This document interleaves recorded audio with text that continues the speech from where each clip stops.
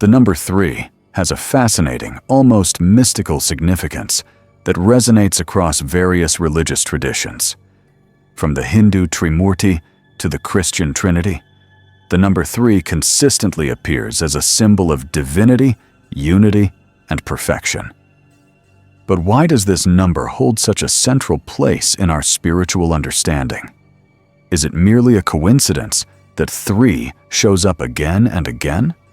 Or is there something deeper at play? This isn't just a casual observation. The number 3's prominence is found not only in the theological frameworks of world religions, but also in the psychology of human beings. It's deeply embedded in our instinctual behaviors and thought processes, patterns we are not always aware of, but are undeniably drawn to. So, what makes 3 such a significant number, especially in spiritual and religious contexts? In this exploration, we'll look at some of the psychological and philosophical reasons behind the ubiquity of the number 3 in religion. Drawing upon the works of Carl Jung and Edward Edinger, we'll uncover how this number is tied to the archetypes that govern our psyche, archetypes that shape the way we view the divine and the very structure of reality. Let's begin by understanding why 3 is so inherently linked to divinity. Jung and Edinger argue that the human drive to associate divinity with the number 3 is rooted in deep archetypal structures, unconscious patterns that shape our perception of the world. These archetypes are embedded in the very fabric of existence, acting as guides that inform our instincts and behaviors. In the same way that we are instinctively driven to care for our children or to seek out safety, we are also drawn to certain numbers, symbols, and patterns that hold profound spiritual meaning. The reason we see the number 3 in almost every major religion, whether it's the Hindu Trimurti of Brahma, Vishnu, and Shiva, the Christian Trinity of Father, Son, and Holy Spirit, or the Buddhist Trikaya, is that it taps into these deep, unconscious patterns that have existed for millennia. At the heart of this is the notion of unity. Unity is the concept that everything in the universe is connected. Everything is part of a whole. But unity alone doesn't explain the complexity of existence. In fact, as we will see, it's the tension between unity and multiplicity that leads to the emergence of the number 3. To understand why 3 is the number that holds this deep spiritual power, we need to look at the ancient Greek philosophers, particularly Pythagoras. Pythagoras, known for his work with numbers, saw the number 1 as a symbol of unity.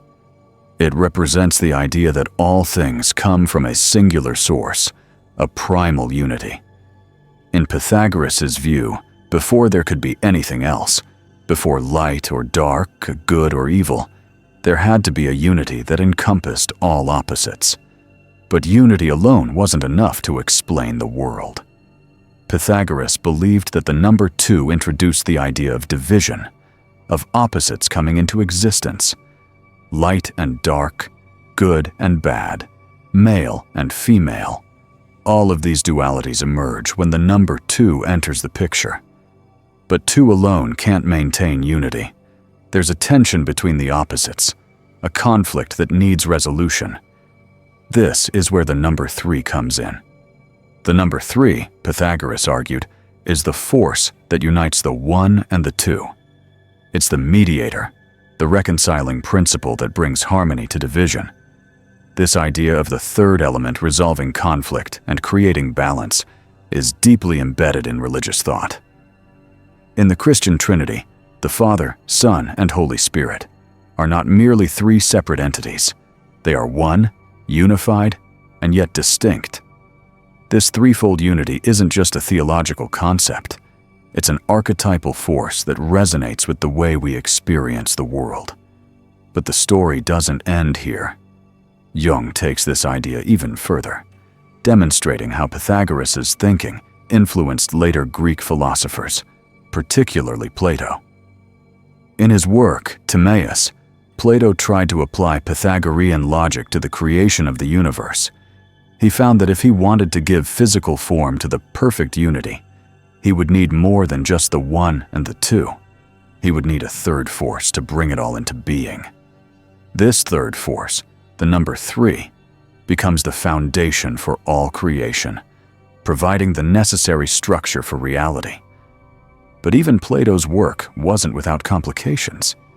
As he tried to describe the physical manifestation of the divine unity, he encountered a problem. To create a three-dimensional object, he would need more than one mean. The conflict between unity and multiplicity was not easily resolved, and this led Plato to the conclusion that perfection could never truly be fully expressed in the material world. The world of forms, the ideal world of perfection, would always be interrupted by the chaos of the physical world. Here's where things start to get interesting. While the number 3 represents divine perfection, Jung and Edinger argue that the number 4 represents wholeness. 4 is a number associated with completeness and balance, but it doesn't have the same purity or idealized nature as 3. This tension between perfection and wholeness is central to understanding how the divine manifests in the world. The number 4 is prominent in many religious and spiritual traditions.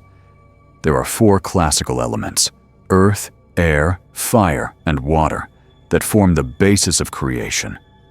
There are 4 cardinal directions: north, south, east, and west, that orient us in the world. 4 is a symbol of the material world, the physical reality that we experience every day.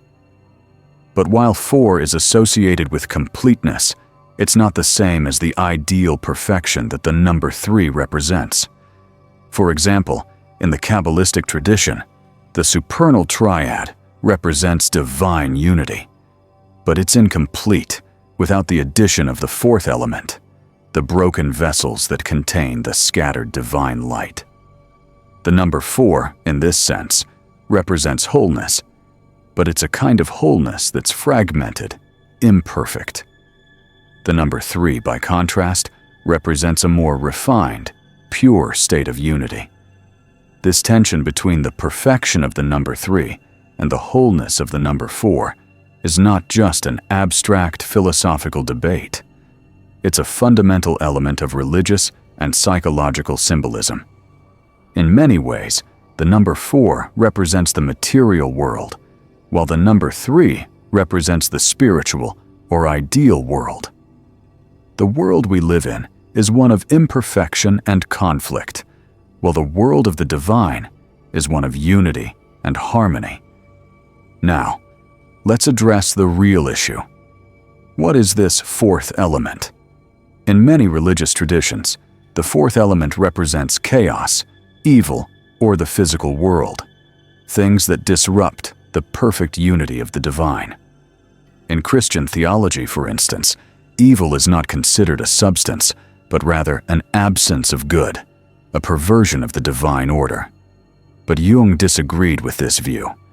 He believed that evil should not be dismissed so easily. It was, in fact, an essential part of the divine equation. Jung speculated that the true nature of the divine is not just good.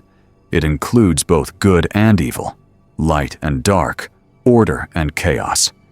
He argued that the Christian Trinity might not have been the original divine structure. Instead, he proposed that the Trinity may have originally consisted of the Father, the Son, and Satan.